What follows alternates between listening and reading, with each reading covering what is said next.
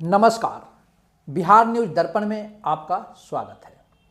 आज हम बात करते हैं हमारे बिहार राज्य के जो नवनियुक्त डिप्टी सीएम विजय सिन्हा जी के बारे में, और उनकी क्लिप एक मैंने सुना और मैं आप सबको भी वह क्लिप सुनाना चाहता हूं।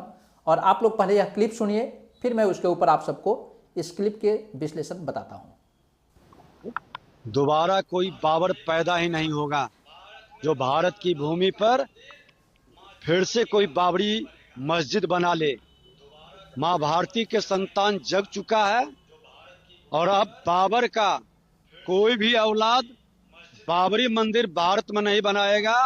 भारत में भगवान राम का मंदिर, मां जानकी का मंदिर ही बनेगा। तो इस तरह से आपने हमारे नवनियुक्त डिप्टी सीएम विजय सिन्हा जी का, इन्होंने बाबर, हिंदू, राम मंदिर, मस्जिद, और यह कहानी दोस्तों 2015 से सुनते सुनते हम सारे भारतवासियों का कान पक चुका है।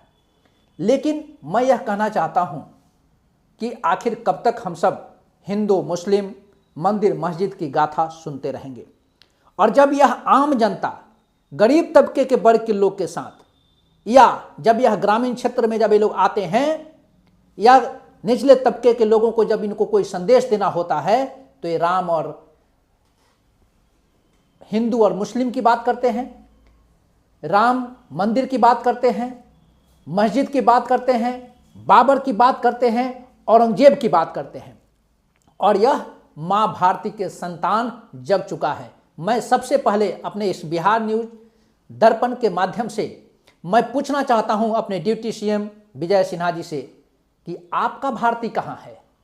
आप मां भारती के संतान है, आपके संतान कहां हैं?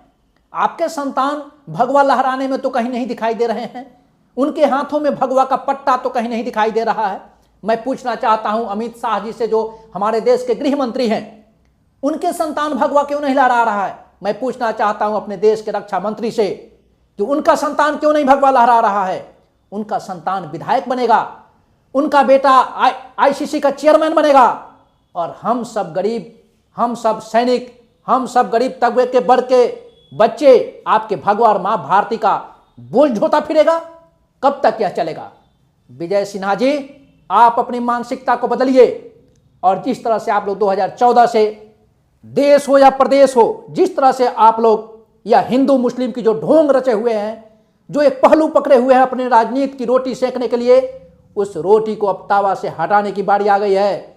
और यह ज्यादा दिन आपकी रोटी सेकाई नहीं चलेगी। कभी राम जी के मंदिर, तो अब सीता जी मां जानकी के मंदिर। तुम अपनी जानकी के बारे में बताओ, तुम पहले अपने परिवार के बारे में बताओ कि तुम्हारी मां जानकी, तुम्हारा संतान, तुम्हारा बेटा, तुम्हारा बेटी क्या कर रहा है। तुम्हारा बेटा बेटी अमेरिका में रहेगा और यहाँ के गरीब लोग उसना चावल और अरवा चावल के विश्लेषण में करेगा। जब आपको अपने बेटे से बात करनी होगी तो आप आगे के भविष्य की बात करेंगे, जब हम लोग से बात करनी होगी तो आप हमको बाबर और औरंगजेब की कहानी पढ़ाएंगे। यह नहीं चलेगा।